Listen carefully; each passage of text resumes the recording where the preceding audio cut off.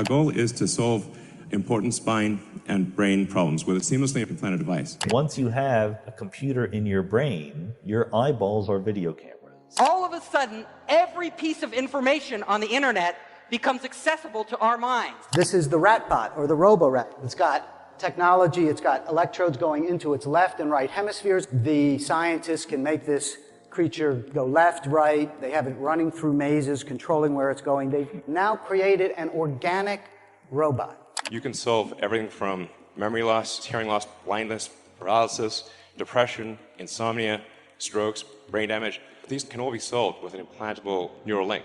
We will be able to transfer memories. Knowledge will be commoditized. All of us will be smarter. Most people don't really understand how this technology works, what data is collected, how it's stored, or who might be able to get access to it legally or illegally. The current world we are living in tends to become more and more technologized. Besides, it seems that, as it continually develops, technology gets closer and closer to our bodies. Think of the phone in your pocket, or the smartwatch on your wrist. Could you imagine it getting under your skin as well? Sweden, one of the richest countries in technological advancement, has already inserted thousands of microchips into its citizens' hands. So congratulations, Hannah. Thank you. You've been chipped? Yes, I have. How does it feel? It feels good. I'm excited to see what I'll be able to do now. These devices are meant to help speed up users' daily rituals and help them connect with their household, offices, and gyms by simply swiping their hand against digital readers. I use it like to get around the building. Buy snacks. Yeah, exactly.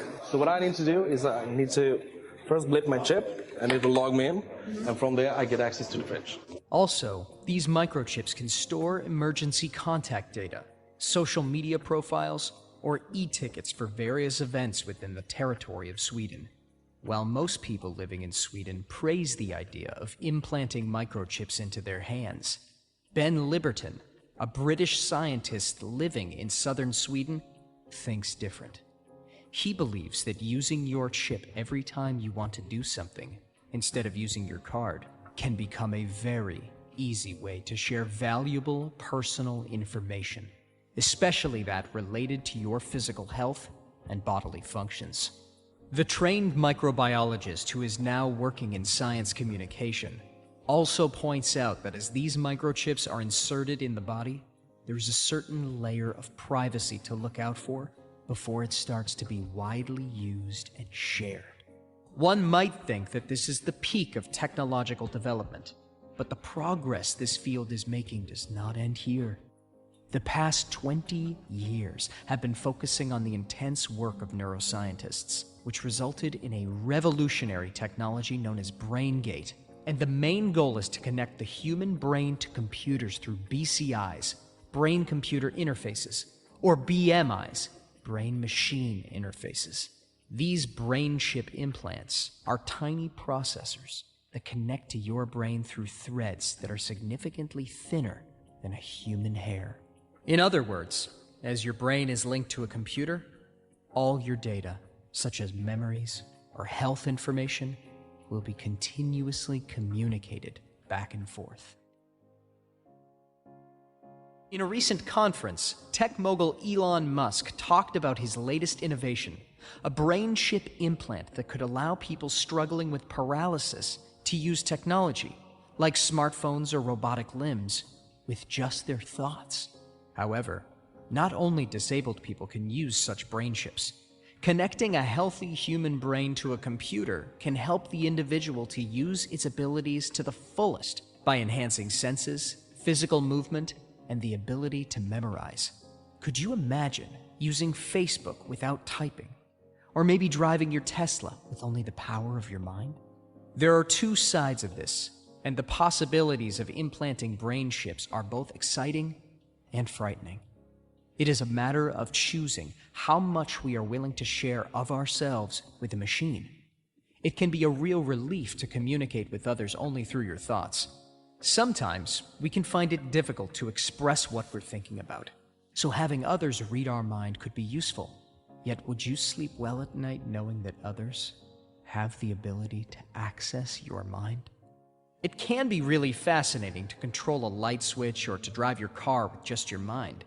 But would you feel comfortable knowing that others can control your thoughts? This may sound like a science fiction movie script, but things are evolving precisely towards this direction. Having the ability to access the human brain and to understand how it functions, while connecting it to external devices, can bring along numerous resources. It is especially useful for people dealing with severe neurological damages. Yet there are also several worrisome possibilities that are thought to cause harm.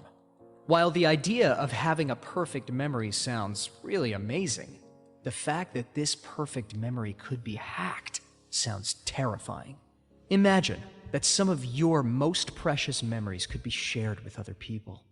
It's a sense of privacy that is being accessed, which can bring along numerous consequences, especially on a social level. These silicon chips, which interface with the human brain's neurons through contact points, are somehow trespassing nervous tissues and have a great potential to send us on a very dangerous path, according to scientist Greg Braden.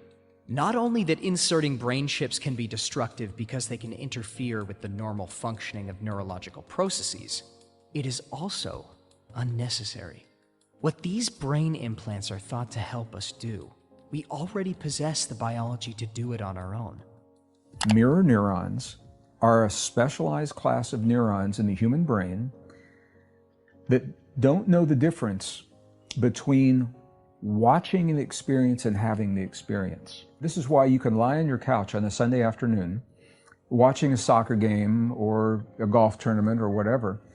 You're lying down, but you're watching this and your heart's racing, your muscles are tense, you might be perspiring, you might be, breathing heavy, but you're just lying there. I mean, if you think about that, it makes no sense.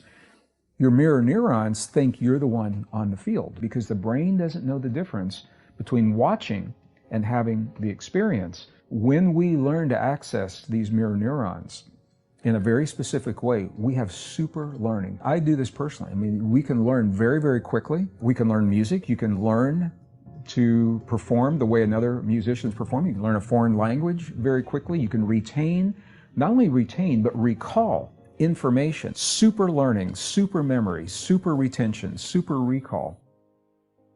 Brain chip implants can indeed create numerous opportunities for the disabled, but for those of us who are healthy, there are several questions to answer. How safe are these devices?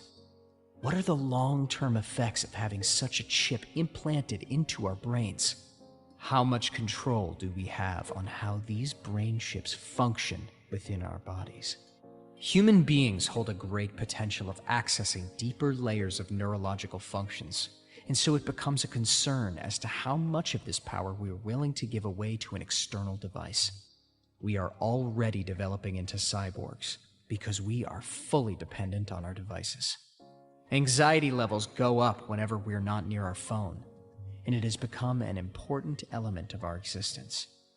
While we still have a certain amount of control on how a smartphone or a smartwatch can influence our lives, brain chips can open the door to another side of our existence, where privacy and the right to it are completely ignored.